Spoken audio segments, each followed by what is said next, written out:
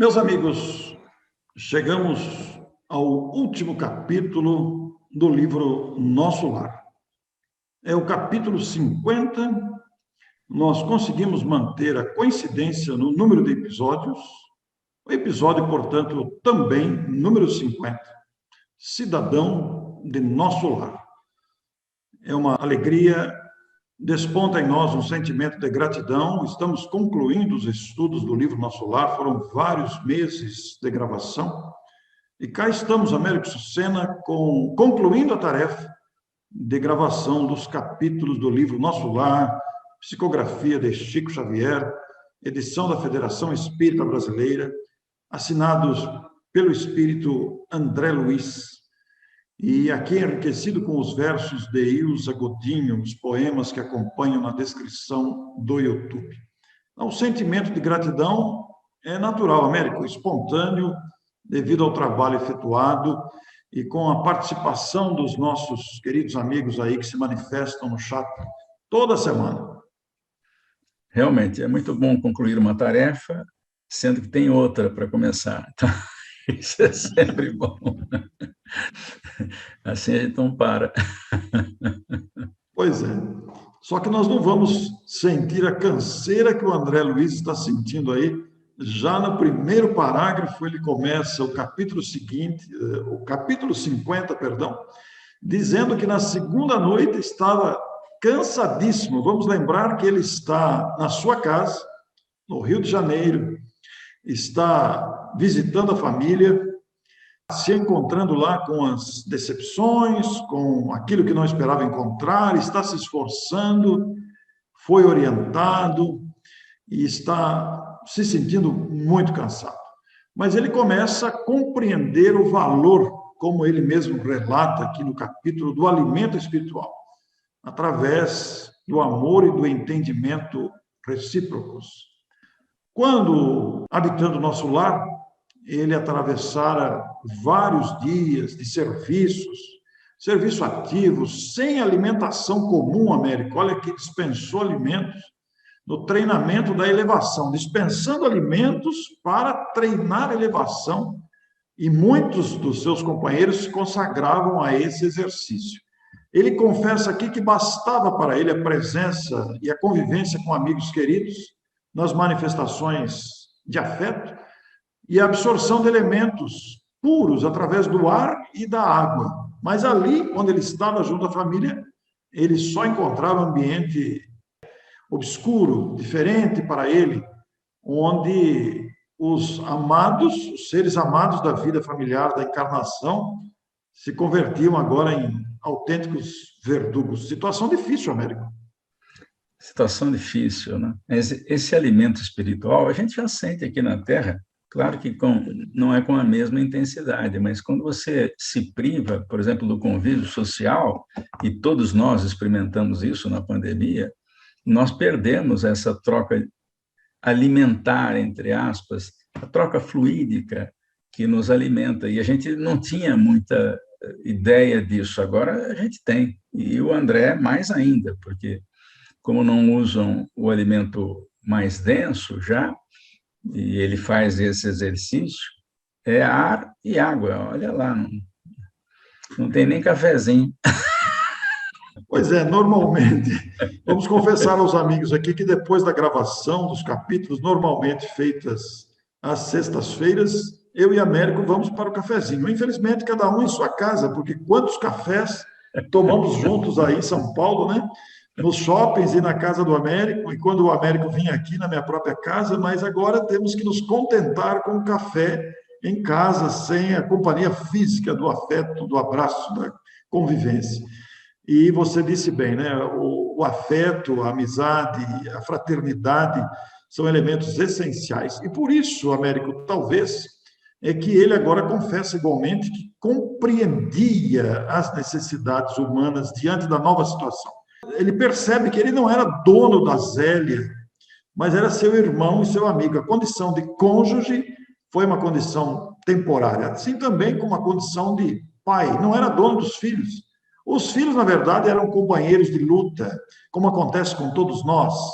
E ele se recorda, inclusive, que a dona Laura lhe afirmara que toda criatura no testemunho deve proceder como a abelha, acercando-se das flores da vida, que são as almas nobres no campo das lembranças, extraindo de cada uma a substância dos bons exemplos para adquirir o mel da sabedoria. Américo, que citação bonita é essa, né? Aproximar-se das almas nobres para absorver dessas almas o afeto espontâneo que elas exalam. A gente se alimenta dessas almas mais elevadas. E lá isso é perceptível, né, na vida espiritual. Vocês imaginem assistir uma palestra, por exemplo, com um ministro de nosso lar, né, como veneranda, por exemplo. É um alimento, né? O sujeito assiste a uma palestra daquela, sai alimentado. Por quê? Um espírito mais adiantado exala fluidos e eles são absorvidos pela plateia. Isso também acontece aqui na Terra, em menor intensidade, porque o nosso corpo denso não chega a detectar aqui muito isso. Na vida espiritual, é muito forte isso. Então, vale a pena. Eu já fico contando aqui, já estou na contagem regressiva para voltar para a vida espiritual. Bom, mas ainda, pelo menos, faltam 16 anos ainda para completar a gravação dos livros de André Luiz. Eu espero. Como disse o Américo aqui no começo da gravação deste último capítulo, terminado este livro, nós vamos partir para o outro. Na sequência aí, Os Mensageiros. Américo, e o raciocínio de André Luiz, ele traz para nós as suas reflexões e ele está procurando aplicar a si mesmo esses proveitos espirituais, digamos, que estamos comentando. Inclusive, ele cita a ministra veneranda, que trabalhou séculos sucessivos pelo grupo espiritual que ele estava mais particularmente ligado. Recordou a mãe que se sacrificou pelo pai dele ao adotar as mulheres infelizes como filhas do coração. Lembrou-se de Narcisa, que se sacrificava nas câmaras para obter endosso espiritual. Lembrou-se da senhora Hilda, que vencera o ciúme naquela conversa que tiveram. Lembrou-se de Clarencio, que o acolheu como devotamento de pai, e a própria dona Laura, que o recebera como filho. Então, cada pessoa tem uma significação muito grande, todos oferecem. No caso dele, citando o exemplo dele, todas as pessoas lhe ofereceram uma contribuição muito útil para que ele pudesse evoluir. Então, ele procurou se abstrair das considerações mais ingratas que ouvia ali no ambiente da convivência doméstica e resolveu, Américo, colocar acima de tudo o amor divino. Quanta coisa cabe dentro dessa expressão amor divino. E acima dos sentimentos pessoais, as justas necessidades dos semelhantes. Américo, é isso aí um comportamento, uma decisão difícil, colocar acima dos interesses, dos sentimentos pessoais, as necessidades dos semelhantes. Exige um certo sacrifício do egoísmo e do interesse pessoal. Esse deve ser um objetivo, né? Porque é isso que interessa, né? Os espíritos que são absolutamente elevados, eles estão sempre preocupados com o outro. Eles não ficam preocupados consigo mesmos, né? Até porque já conseguiram uma elevação e já estão à frente na jornada. Então, a preocupação é toda com os outros que estão na escala evolutiva abaixo deles. É o que fez a veneranda, por exemplo, né? Está preocupada com os queridos do coração que ainda estão aqui pela Terra, pelas regiões espirituais inferiores. Então, enquanto isso não se resolve, o espírito não fica feliz, ele precisa ajudar a resolver, porque aí sim ele se alimenta da presença de todos os queridos do coração. E ainda que eles não possam estar juntos, porque imagine uma grande família espiritual, não uma família consanguínea, mas imagine um grande grupo de espíritos. Eles ficam felizes quando estão juntos, mas isso nem sempre acontece. Alguns estão encarnados, outros não. Então, esse ideal de se preocupar com as necessidades dos outros deve ser o nosso aqui também na Terra. Na medida em que a gente vai evoluindo, a gente vai se preocupando cada vez mais com o outro. E, às vezes, em coisas mínimas, né? Se preocupar, por exemplo, em tomar uma certa atenção quando vai estacionar um carro para não ocupar 2 vagas na sarjeta que permite 2, né? Coisa simples, né? Entrar no mercado, por exemplo, e tomar uma certa posição de tal sorte que não atravanque o corredor, atrapalhando as outras pessoas. Enquanto a gente não fizer coisas simples assim, se preocupando com o outro que a gente nem conhece, como é que a gente vai querer dar saltos evolutivos como esses espíritos fantásticos que a gente tem exemplos aqui na Terra, né? Olha, Américo, as suas considerações me fazem lembrar, por coincidência, pura coincidência, durante as gravações aqui dos capítulos de Nosso Lar, eu e Neuza temos lido toda manhã, após o café, a gente ainda na mesa, tomando café ali, depois que terminou, a gente está lendo um livro de André Luiz, que é composto de mensagens compactas, curtinhas. É um livro que foi elaborado a partir de uma seleção de outras obras. São mensagens curtas recebidas pelo Chico, constante de outras obras de espíritos diversos. Então, a editora, que é o ID de Araras, selecionou algumas mensagens e compôs um livro novo, Meditações Diárias, todas com mensagens do Espírito André Luiz. E é interessante porque, gravando os capítulos, a gente vê o esforço dele e os conselhos e dicas que ele dá naquelas mensagens curtas refletem o aprendizado que ele está fazendo aqui. O Sinal Verde, que é um dos livros dele também, Sim. é um livro de dicas. Quando a gente lê aquilo, é que a gente percebe quanto está atrasado, porque ele coloca ali um monte de detalhes na relação com familiares que a gente nem se dá conta, na rua, no mercado, no escritório, no trabalho. É tanta coisa para melhorar que vamos passar um bom tempo por aqui, viu? Que coisa, né, rapaz? Que coisa. Américo, que diante de todos esses raciocínios e conclusões que ele está fazendo aí, ele, mesmo no cansaço que ele dizia estar sentindo e diante das reflexões, ele foi até o apartamento do enfermo, daquele que antes ele considerava havia tomado seu lugar. E o estado de saúde estava agravado. A Zélia, sua esposa na encarnação, estava muito aflita, preocupada com a situação do marido, né?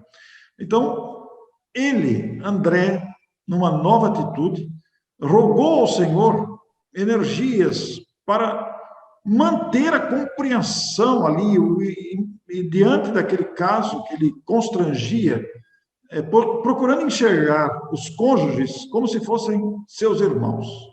E ele percebia que os dois se amavam. Ele se sentia companheiro fraternal de ambos os cônjuges. Deveria auxiliá-los com os recursos ao seu alcance. Iniciou o trabalho procurando esclarecer os espíritos infelizes que se mantinham em estreita ligação com os enfermos, mas as suas dificuldades eram enormes.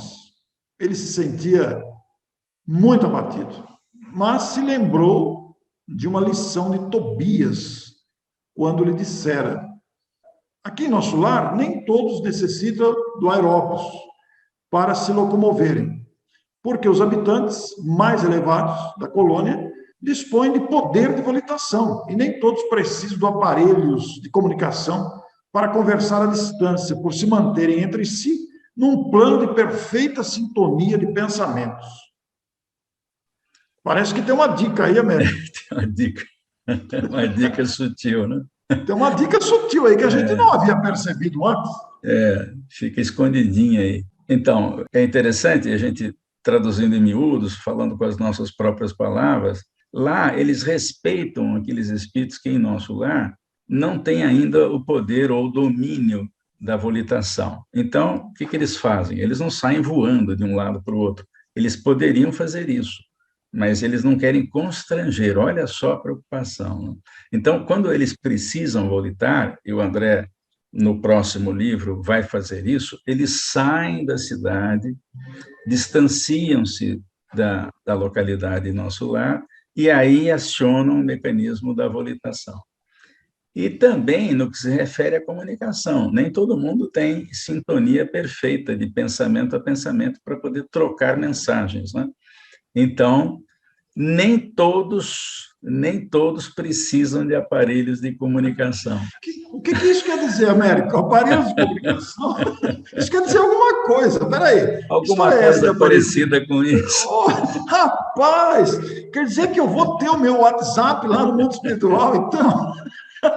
Vai ter. E tem gente que tem o WhatsApp na mente, não precisa de aparelho, né? Recebe as mensagens na mente, arquiva.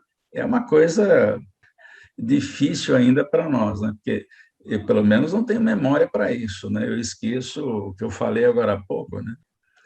Então, nós vamos ver que, logo no começo do livro Obreiros da Vida Eterna, aliás, não é no começo, não, é no capítulo 10, lá tem a seguinte orientação, é o 4º livro da série André Luiz, que as leis físicas, elas são diferentes de plano para plano, porque a matéria mais sutil tem outra lei. Por exemplo, se eu quiser sair volitando daqui, eu vou cair e me estatelar no chão. Agora, isso é possível, por exemplo, na região umbralina de nosso lar. Por quê? Porque a lei física ela é diferente, ela permite um corpo mais leve ser comandada pelo pensamento. Olha só, que lei é essa? Não, nem sabemos isso aqui na Terra. Não fosse a série André Luiz, nem Kardec falou disso. E não falou por quê? Porque já era muito doido falar de mundo invisível, né? Que você está aqui do lado da gente e a gente não está vendo. Então, veja quanta coisa, quanta informação ainda nos falta, né?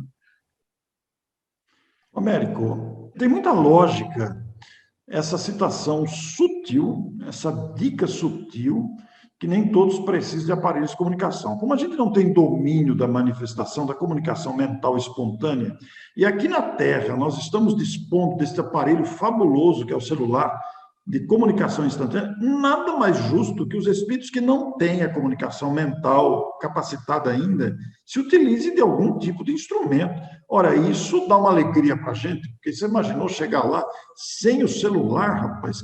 Nós vamos sentir falta, eu quero saber notícias aqui, como é que faz?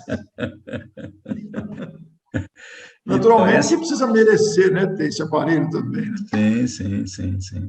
Então, essa novidade é recente aqui da Terra, é desse milênio, é desse milênio. A partir de Steve Jobs, quando ele criou o iPhone 1, é que mudou a maneira pela qual nós nos comunicamos.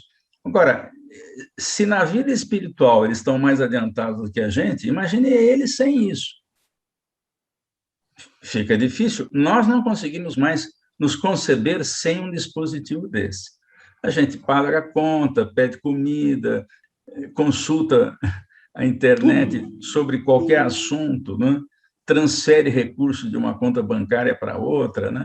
Eu acredito que lá a gente não faça isso com bônus hora, mas, enfim, talvez faça, porque tem que fazer alguns pagamentos de algumas coisas que a gente vai assistir. Nós vimos lá que o Lísias pagou uma noite lá no campo da música para o André Luiz, que ainda não tinha recebido o seu primeiro salário. Então, não dá para imaginar sem celular. Né? Hoje nós não conseguimos nos imaginar sem. E que dirá na vida espiritual? É claro que espíritos mais evoluídos não precisam de aparelho. Né? No caso de André, como fica muito claro aqui, ele não estava com aparelho nenhum, Américo, porque ele estava com dificuldade, se sentia abatido, e se lembrou, né, da citação de Tobias, de que aqueles que estão afinados podem se comunicar mentalmente, apesar da distância. Então, ele lembrou de Narcisa, o quanto seria útil a colaboração de Narcisa, e fez uma experiência. Se concentrou em fervorosa prece a Deus, e nas vibrações da prece se dirigiu a Narcisa, pedindo socorro. Contou-lhe em pensamento a experiência difícil, comunicava-lhe seus propósitos e insistia para que ela não o desamparasse. Aconteceu, então, o que ele não poderia esperar. Passados 20 minutos, mais ou menos, ele ali concentrado, não havia retirado a mente da rogativa, alguém bateu nos ombros. Era Narcisa, que delícia, velho. Então, nessa imagem que nós temos aí, a gente mostra, porque ele ficou lá no quarto com o casal, né, já durante o sono do casal, pensando no que fazer, tinha tentado expulsar alguns espíritos ali no capítulo anterior, não conseguiu, e agora ele pediu ajuda, né? E a ajuda veio. Repare que ou ele não tinha comprado um celular ainda, tinha um dispositivo, ou não estava autorizado ainda a usá-lo, né? Então, fez o contato mental. Demorou um pouco, demorou 20 minutos. Se ele tivesse lá um dispositivo, talvez ele conseguisse resultado mais rápido. Porque não basta simplesmente você pensar na pessoa para fazer a conexão se a pessoa não tem essa habilidade, né? Então, ele precisou se concentrar. Talvez por isso tenha demorado 20 minutos. Porque foi a primeira experiência dele, É. inclusive. Mas mesmo assim foi rápido, Américo. 20 minutos é Não, muito foi. rápido 20 minutos é para ele. rápido, né? É. E certamente a Narcisa devia estar trabalhando, fazendo alguma coisa. Então, ela teve que terminar o que está fazendo, passar a tarefa para alguém. Olha, estão me chamando lá na Terra, vou dar um pulinho lá, já venho já. E ela afirma, né? Ouvi seu apelo e Tá vim ao vendo? seu encontro. Esta frase está aqui no capítulo. Ele ficou muito contente, é claro. A mensageira fixou o quadro, olhou bem, compreendeu a gravidade do momento e logo de cara já afirma: não temos tempo a perder. Aplicou passes de reconforto no doente, isolando-o das formas escuras que se afastaram como por encanto. Vejo que é a presença de um espírito preparado. E convidou André: vamos à natureza. Ele ficou muito assustado com aquilo. E ela explicou que não só o homem pode receber fluidos e emiti-los, as forças naturais fazem o mesmo nos reinos diversos em que se subdividem. Para o caso do nosso enfermo, precisamos das árvores. Olha que informação, América, muito interessante. Ela vai perguntar a seres que cuidam dos seres vegetais, porque a gente já começa a pensar diferente, né? Tem seres que cuidam dos vegetais, porque o Criador se preocupa com todos os seres da criação. E também deve ter um grupo de determinada característica que cuida dos animais, porque é outra estrutura. Uma coisa é a estrutura animal, outra coisa é a estrutura vegetal. Então, tem seres da natureza que estão abaixo do homem e que fazem esse trabalho. Não estão no reino humano, mas fazem esse trabalho. Então, diz que ela foi até a natureza e localizou alguns seres que cuidam da vegetação e perguntou onde estavam as mangueiras dos eucaliptos. Então, eles apontaram para ela onde estavam, e ela foi lá extrair as substâncias das mangueiras e dos eucaliptos. Para quê? Para tratar a tuberculose do Ernesto. Por quê? Porque era isso que ele tinha, e essas substâncias que estão nesses dois seres da natureza, as mangueiras e os eucaliptos, ajudam no combate às doenças. Portanto, aqui tem uma dica enorme. A cocriação, o trabalho do Cristo na formação do planeta, teve que pensar em tudo isso.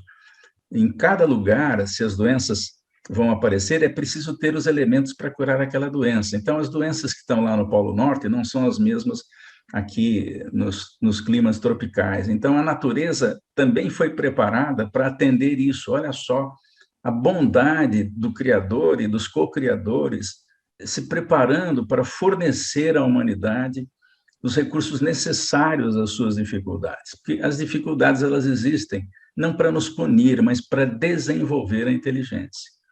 Então, Narcisa já sabe, por exemplo, que mangueiras e eucaliptos são boas para tratar tuberculose. O que deixou o nosso André imensamente surpreendido, porque não esperava presenciar aquela cena que a própria Narcisa foi extrair os elementos para cuidar do Ernesto. Por isso, ela vai dizer que o único desventurado na obra divina é o espírito imprevidente que se condenou às trevas da maldade.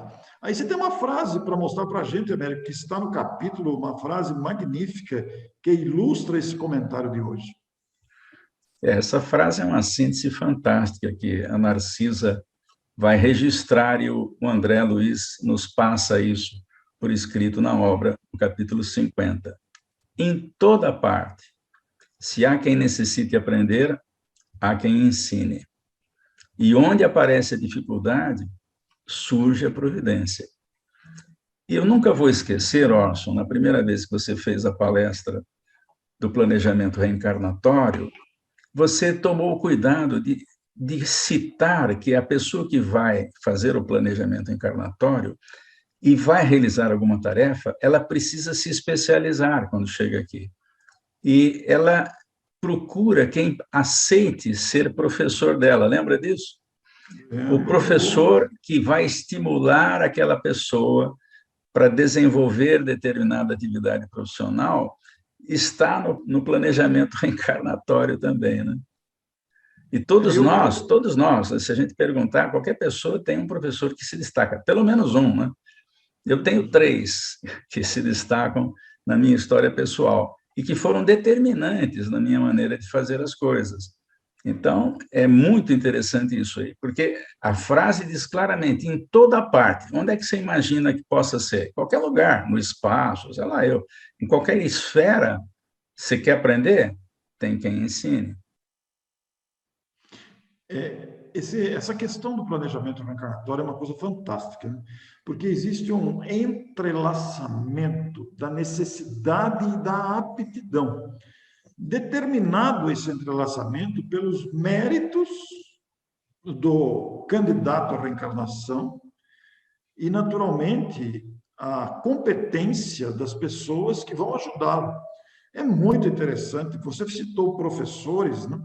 E realmente professores não só no sentido da alfabetização ou da formação acadêmica, mas professores no sentido amplo da própria condição de vida. Você falou da sua formação, da sua personalidade, quer dizer, é impressionante como isso ocorre com exatidão. Nós não estamos aqui jogados ao acaso, somos criaturas amorosamente conduzidas, ainda que a gente apresente rebeldia e resistência, somos acompanhados, temos a liberdade, é verdade, mas temos pessoas chaves na vida que, se a gente prestar atenção, a gente vai ver o quanto essas pessoas, como você disse, usou a palavra determinantes, quanto essas pessoas foram determinantes para aquilo que a gente faz.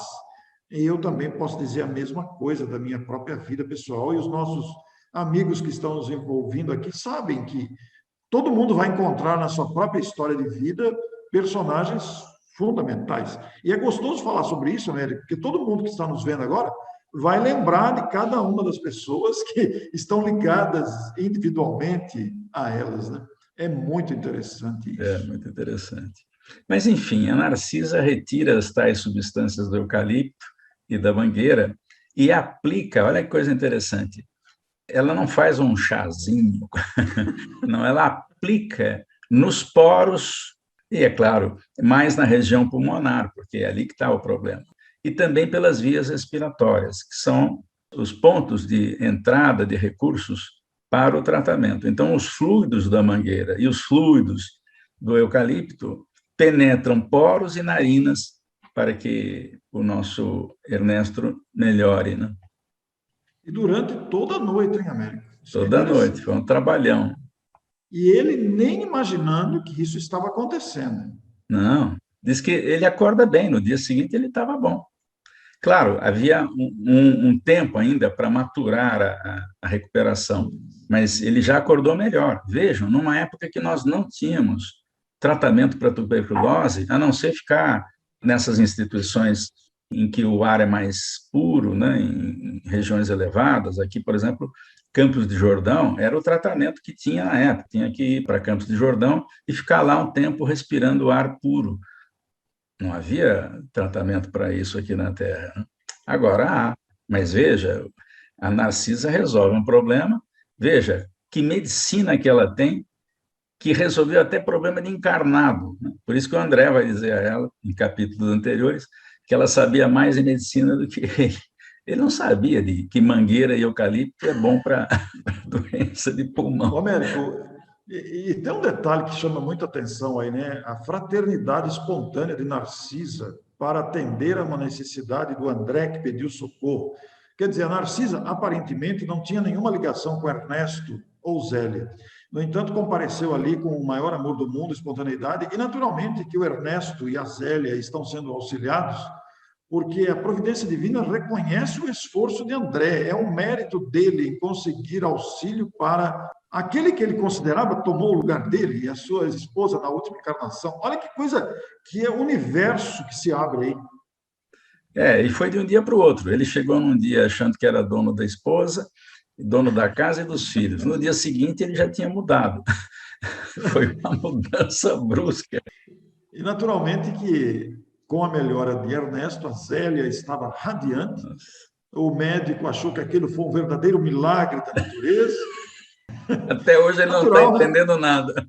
E o nosso André feliz da vida, né? Porque agora ele experimentou um grande júbilo, como ele cita aqui, estava com profundo alento e belas esperanças em todo o ser. Reconhecia ele mesmo que vigorosos laços de inferioridade se romperam dentro dele mesmo. Ele voltou para nosso lar em companhia de Narciso e pela primeira vez experimentou volitar. Já pensou, América, que alegria que ele não sentiu aí? Já pensou?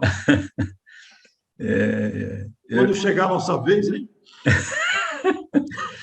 Não, é uma coisa fantástica, né? Eu me lembro, existe um livro que é Sinfonias Inacabadas, que conta a história daquela médium inglesa, acho que nós até falamos aqui, né? E que fez um trabalho semelhante a Chico Xavier, Rosemary Brown. E Rosemary Brown tinha um espírito guia, apesar de ter vários compositores que se apresentaram a ela, de Bach, Mozart. O Liszt era o responsável. O Liszt está para o Emmanuel, assim como o Chico está para a Rosemary Brown. Então, a Rosemary Brown era médium psicógrafa de música, né? E o Liszt vai dizer a ela o seguinte, ela pergunta, como é que você me acha às vezes, né? É simples, eu penso em você e eu vou imediatamente para onde você está. Porque se eu pensar que você está em casa, eu vou para a sua casa, você não está lá. Então, eu penso em você. Se você estiver no mercado, eu te acho lá. Se você estiver em casa, eu também te acho em casa. Então, são leis que nós não conhecemos e elas existem. E para cada esfera que é mais sutil, as leis vão mudando, ficam mais aperfeiçoadas e você pode fazer mais coisas de um jeito diferente e melhor a cada nível acima. Então, é um negócio fantástico, e realmente isso é fantástico.